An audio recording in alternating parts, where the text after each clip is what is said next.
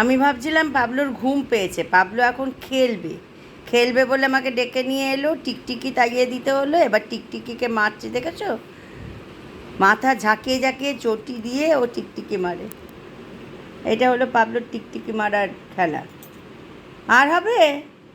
এবার এইগুলো এইরকম করে হাঁপিয়ে যাবে, তারপরে গিয়ে ঘুমোবে, জল খাবে, খেয়ে তারপর ঘুমোবে। হয়েছে? টিকটিকি মারা হয়েছে তো?